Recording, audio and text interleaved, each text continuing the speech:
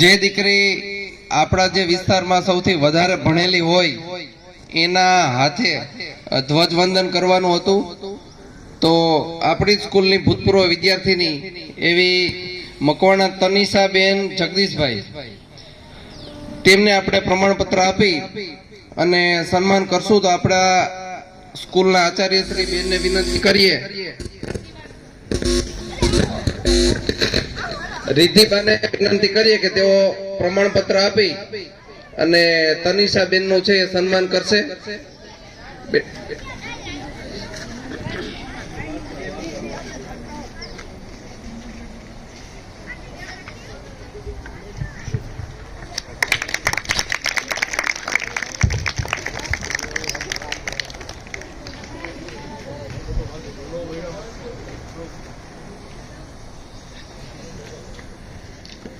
દીકરીના હાથે ધ્વજવંદન કરવું શા માટે?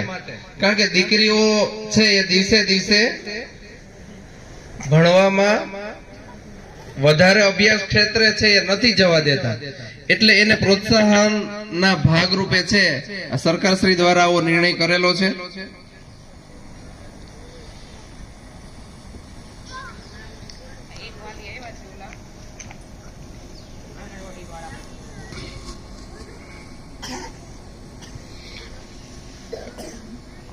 આ વર્ષ દરમિયાન જે દીકરીનો જન્મ થયેલો હોય એ દીકરીની માતાનું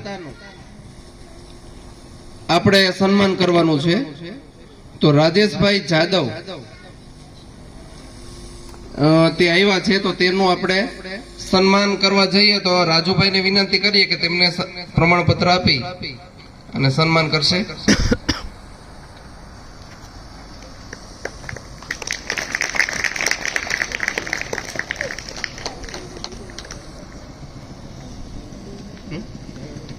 હા,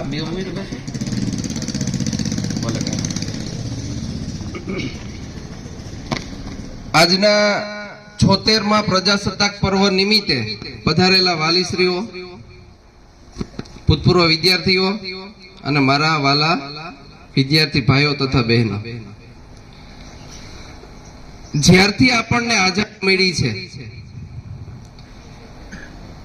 આઝાદ થઈ ગયા ત્યાર પછી આપણે જીવન ધોરણ કેમ જીવવું, બરાબર, આપણા નીતિ નિયમો કેવા છે, આપણું બંધારણ કેવું હોવું જોઈએ, આપણા કાયદાઓ કેવા હોવા જોઈએ, એના માટે અને બંધારણ સમિતિએ અથાગ પ્રયત્નો દ્વારા અને એમાં પણ આપણા ડોક્ટર ભીમરાવ બાબા સાહેબ આંબેડકર કે તેમણે બંધારણના પિતા આપણે માનવામાં આવે છે, અને બંધારણ તૈયાર કરી અને આજના દિવસે છે એ આપણે અમલ કર્યો હતો. એટલા માટે આપણે 26મી જાન્યુઆરી 1950માં છે એ આપણે પ્રજાસત્તાક દિવસ તરીકે ઉજવણી કરીએ છીએ. પ્રજાસત્તાકને આપણે એની સંધિ છૂટી પાડીએ તો પ્રજાને એક સત્તા આપી દેવામાં આવી કે આ આપણું બંધારણ છે, આ આપણા નિયમો છે, આ આપણા કાયદાઓ છે, એને ધ્યાનમાં રાખી અને આપણા આખા ભારત દેશની અંદર આપણે સ્વતંત્રતાથી રહી શકીએ. બંધારણ ન હોય તો શું થાય? આપણે રોડ રસ્તા ઉપર જઈએ છીએ, આપણા વાહન વ્યવહારના નીતિ નિયમો છે કે આપણું વાહન ડાબી સાઈડ ચલાવવું જોઈએ, એટલે બધા ડાબી સાઈડ ચલાવે. વાહનની સાઈડ કાપી છે તો જમણી સાઈડ થી સાઈડ કાપીને પાછા આપણા ડાબી સાઈડમાં જઈએ. તો એ નીતિ નિયમોને આપણે ધ્યાનમાં રાખીને આપણું જીવન છે જીવીએ છીએ. ત્યાર પછી આપણે હાલો શિસ્તબદ્ધ રીતે રહીએ છીએ. કેમ કોઈ તલવાર લઈને જાહેરમાં રખડી નથી શકતું, જાહેરમાં બંદૂકની ગોળી ચલાવી નથી શકતું, કારણ કે આપણા બંધારણમાં નિયમો એવા છે, બરાબર. બાકી તો ગમે ત્યારે ગમે તેનું ખૂન કરી દે, તો એવું ન ચાલે. તો એટલા માટે થઈને આપણું બંધારણને આપણે માન આપવું જોઈએ. તો આજે દિલ્હી ખાતે આપણા લાલ કિલ્લા એથી પણ સરસ મજાનું છે ધ્વજવંદન નો કાર્યક્રમ છે એ થઈ રહ્યો છે. તો વિશેષ વાત ન કરતા મારે બીજી એક સ્કૂલની વાત કરવી છે કે મને ઘણા બધા વાલીશ્રીઓ અને યુવાન મિત્રો પૂછે છે કે સાહેબ આપણું સ્કૂલમાં શાળા નંબર 17 ભોજાધાર જેતપુર હતું તો આગળ આ પીએમ શ્રી શબ્દ શા માટે લાગ્યો? આ પીએમ શ્રી શું છે? તો એની એક નાની એવી વાત કરવી છે. પીએમ શ્રી એટલે પ્રધાનમંત્રી સ્કૂલ ઓફ રાઇઝિંગ ઇન્ડિયા. એટલે સામાન્ય ભાષામાં આપણે સમજવું હોય તો પ્રધાનમંત્રી શ્રી દ્વારા કેન્દ્ર સરકાર દ્વારા ચલાવવામાં આવતો એક પ્રોજેક્ટ છે.